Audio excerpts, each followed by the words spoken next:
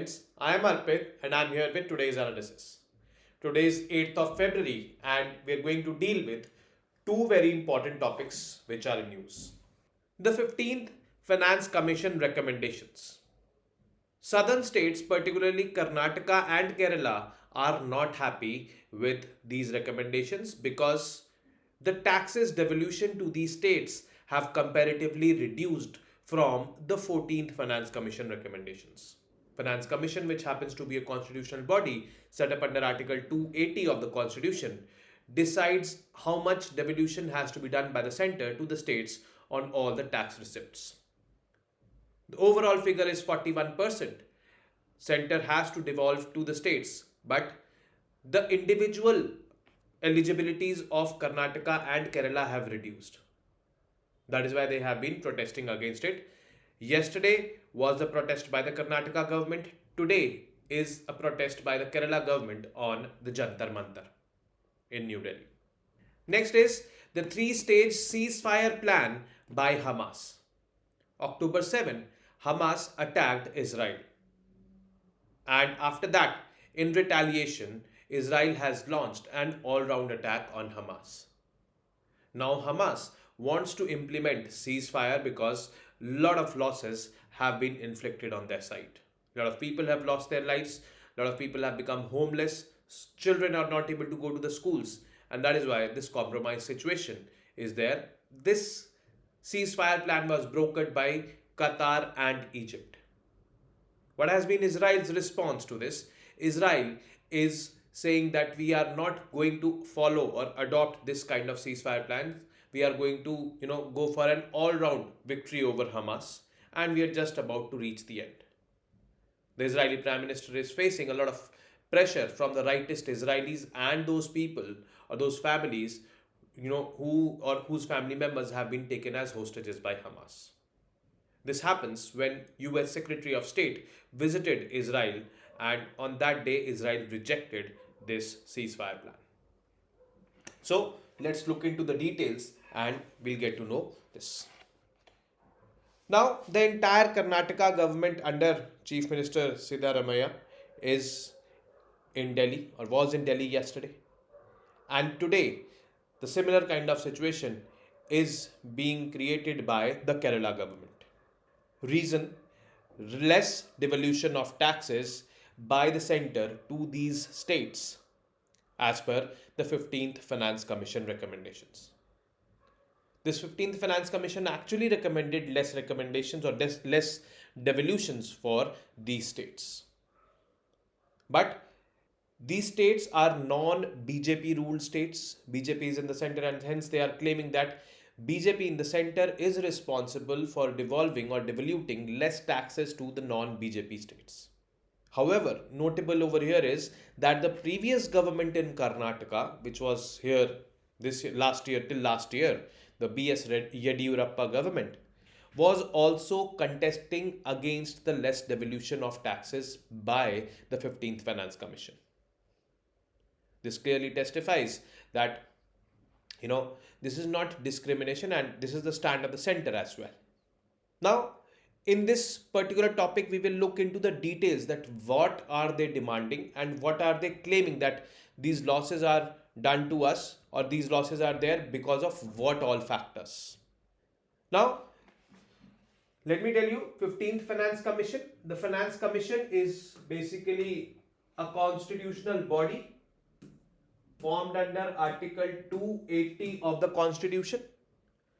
This Finance Commission actually is formed for deciding that how much taxes have to be dissolved or devolved by the center to the states, because states have to meet their expenses and there is center who is collecting those taxes.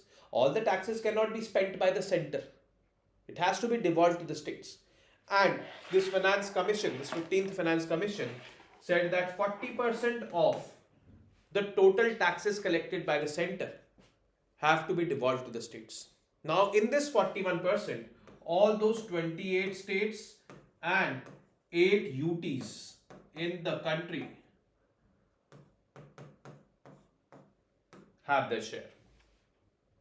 So, the respective share of Karnataka and Kerala in this 41% has reduced. This is what they are claiming. Now, displeasures of the Karnataka government.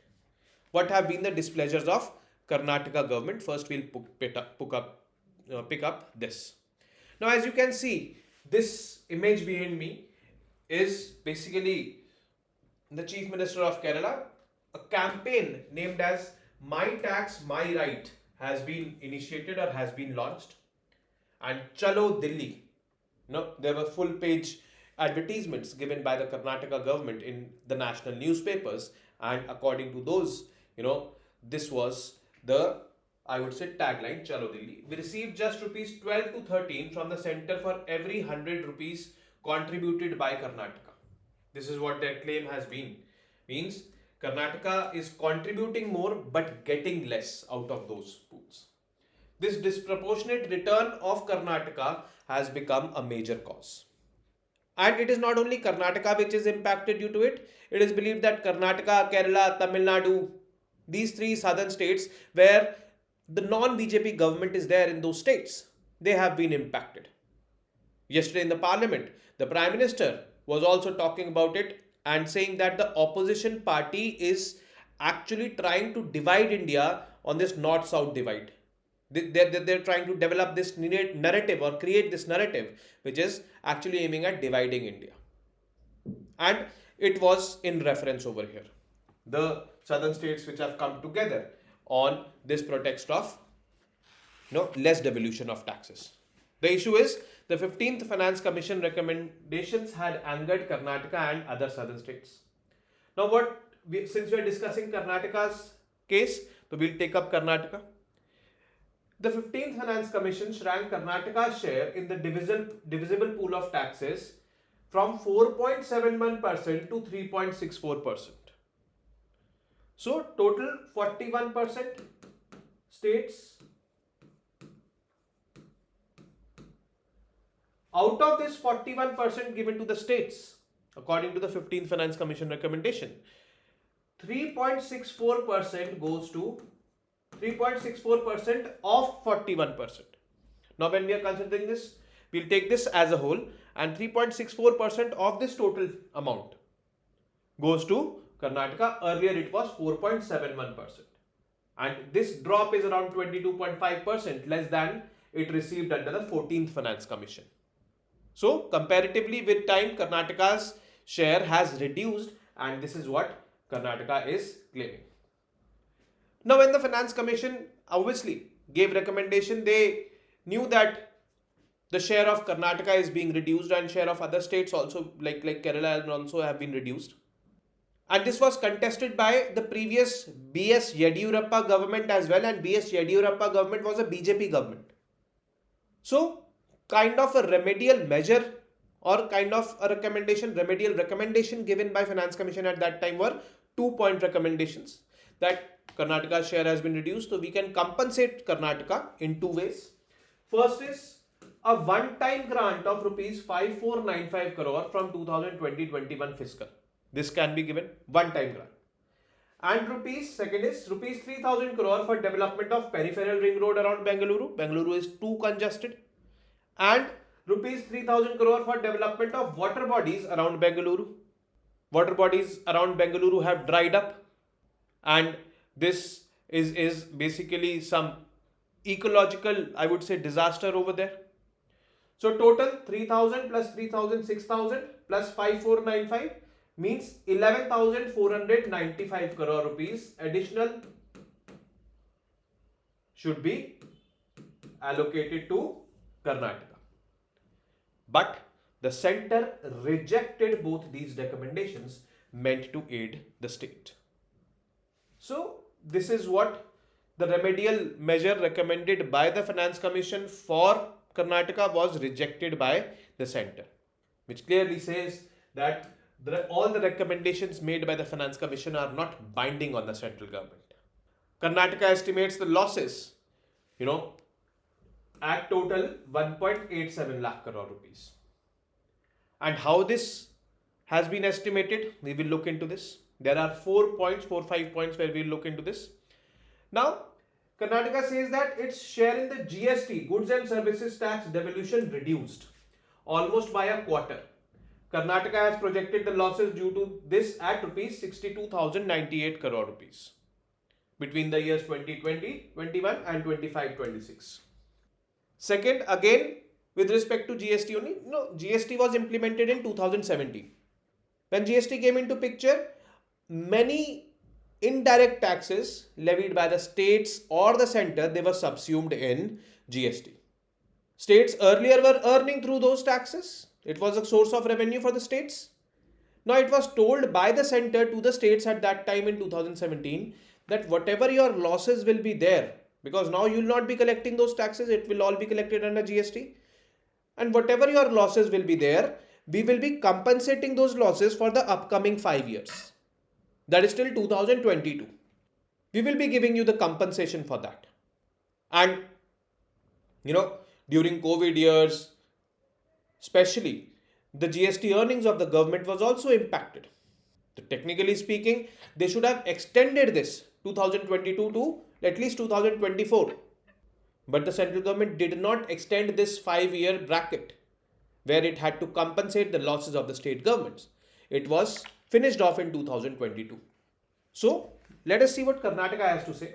The losses suffered due to inadequate GST compensation, which was also discontinued in June 2022. According to the state government, Karnataka was not adequately compensated for the losses. For instance, in 2017-18, when it was eligible for a compensation of 11,044 crore rupees, GST compensation received from the center was a paltry 6,246 crore rupees. Around half or less than half, I would say.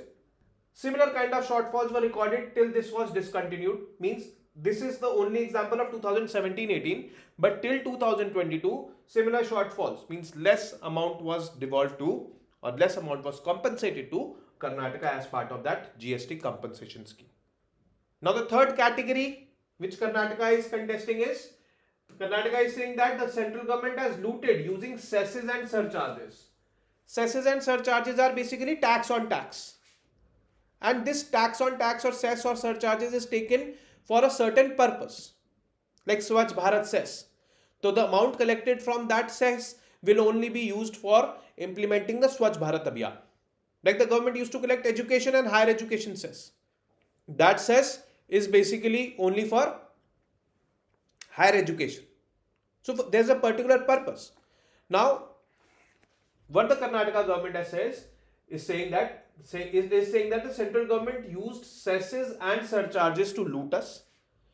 Rupees 55,000 crore between 2017-18 and 2023-24. And now center refuses to share the cesses and surcharges with the states. Actually, according to the law, it does not have to be shared with the states. It has to be invested in that particular program or the cause for which that cess or surcharge is collected for. Right? None of the funds totaling 11,495 crore, 5,495 crore, one-time allocation, 3,000 crore, Bangalore Ring Road, 3,000 crore for that water bodies development. So one of the contention is this, that none of the funds totaling this much was released to the state. Center already refused, we've seen that. Center rejected the 5,495 crore special grant recommendations, and the center asked to take up the peripheral ring road project and the development of water bodies, for which 6,000 crore was recommended, with the Karnataka's own resources. They said that you develop it with your own resources, we're not going to help you as such. And the last claim by Karnataka is budgetary allocation. Though the union budget size almost doubled from 24.4 lakh crore in 2018-19 to 45.03 lakh crore in 2023-24. The budget size doubled, the overall budget of the country. But Karnataka, how much it is receiving? It received 46,288 crore in 2018-19 and 50,257 crore in 2023-24. Just around, I would say, 4,000 crore increase. But the total budget increased, or it doubled. So it is not in proportion. The increased allocation or the increased budgetary allocation to Karnataka is not in proportion of this increase of budget at the overall level. This is what Karnataka is claiming. So these are, I would say, Karnataka's claims. Now, how has the center responded to Karnataka? Union Finance Minister Nirmala Sitharaman, she said that all the claims are false, baseless, and particularly she said that the thing you are claiming that BJP in the center is discriminating against the non-BJP ruled states. This is something which is totally baseless. Devolution was based on the recommendations of the Finance Commission, and she had no discretionary powers. This apprehension that some states are being discriminated against is a politically vitiated narrative. In Karnataka, the local BJP in Karnataka, they have taken a dig at the state government, saying that the state government has resorted to multiple populist policies and have exhausted the treasuries, state treasuries, and now they are blaming it on the central government's less devolution of taxes. So this has been the center's response. Now we will look into the displeasures of the Kerala government. Now Kerala government is also questioning the fiscal policies of the BJP-led government at the center. It is saying that BJP has financially stifled the non-BJP ruled states by not giving them adequate, I would say, devolution of taxes. Now the Chief Minister, Mr. Pinarayi Vijayan, is also in Delhi, and he is doing this I would say sit down in the Jantar Mantar today. Yesterday it was the Karnataka Chief Minister. Now the reasons: first, tax devolution, the same. Kerala says that Kerala's share was 3.87% in the 10th Finance Commission period. This has come down to 2.5% in the 14th Finance Commission and 1.925% in the 15th Finance Commission, causing a heavy fall in the state's revenue.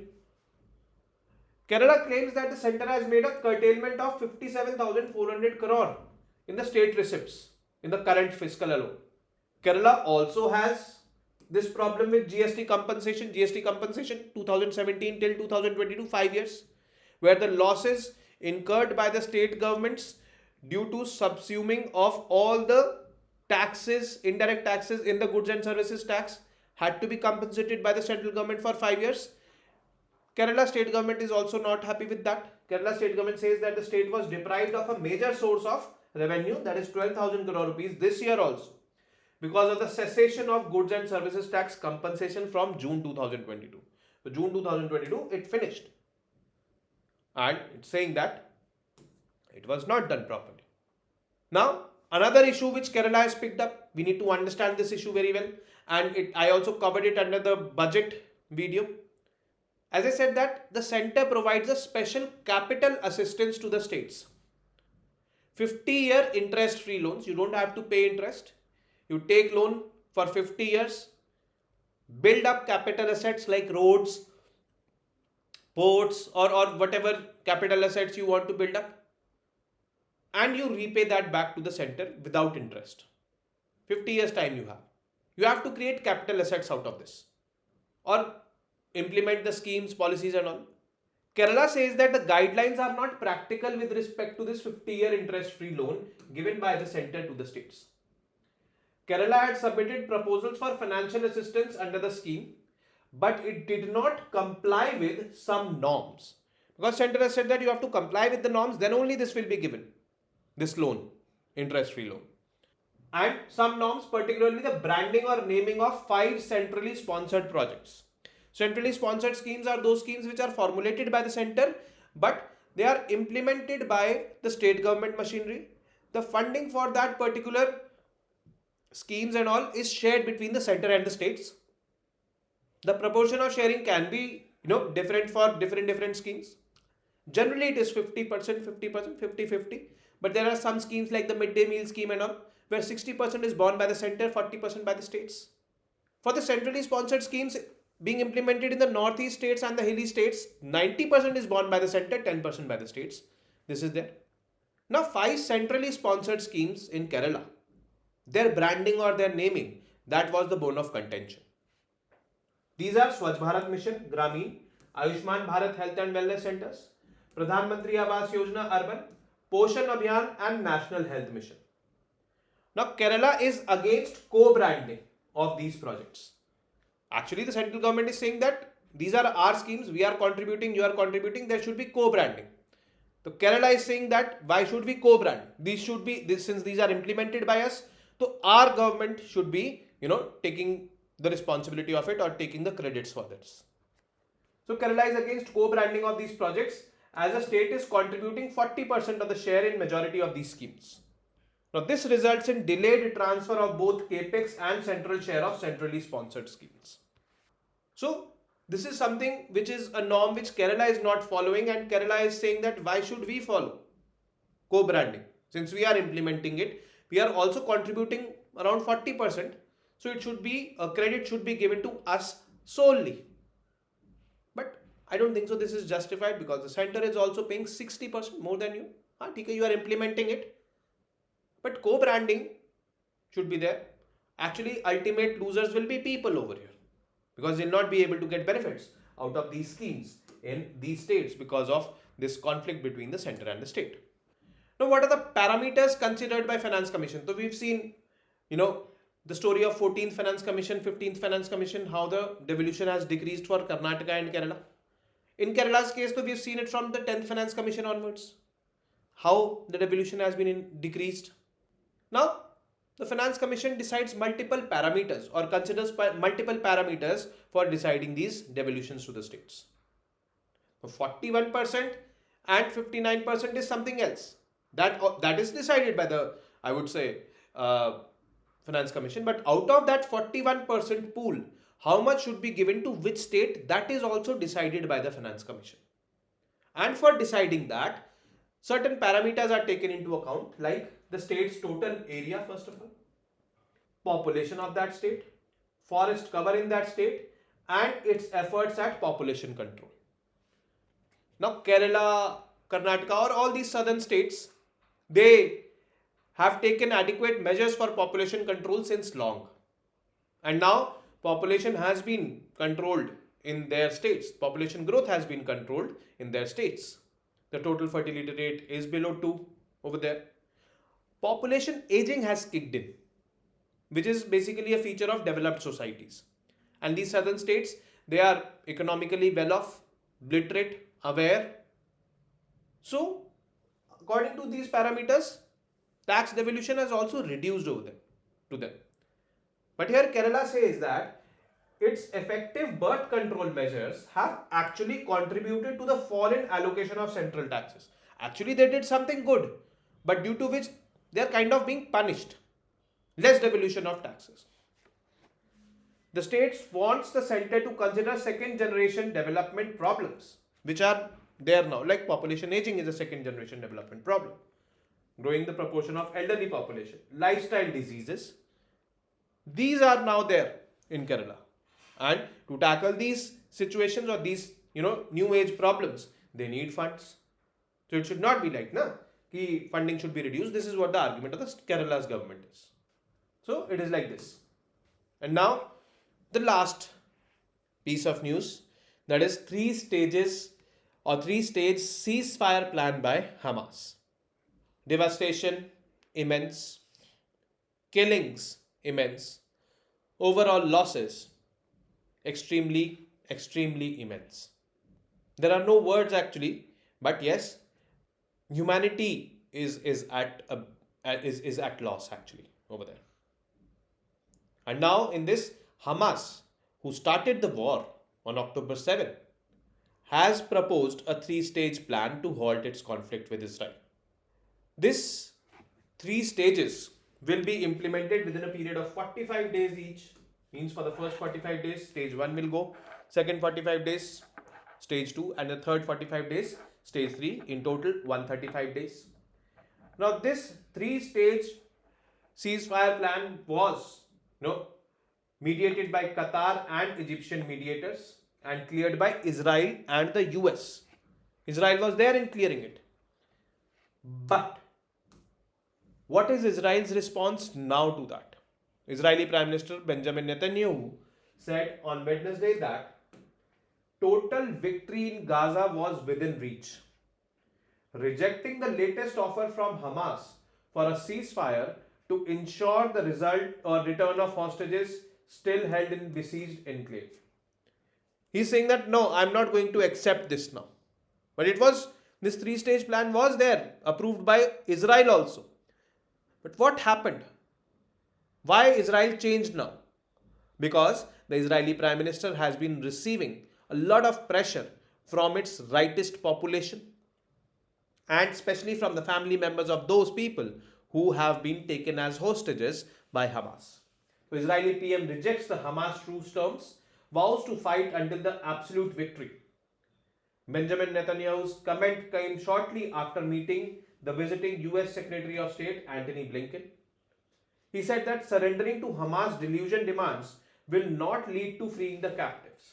It will just invite another massacre. This is what the Israeli Prime Minister is saying now. The US President, Mr. Joe Biden, is also of this viewpoint that this three-stage or three-phase plan is basically not up to the mark. He feels that it is something which is overboard and it is difficult to believe in. Now, what is the three-stage plan?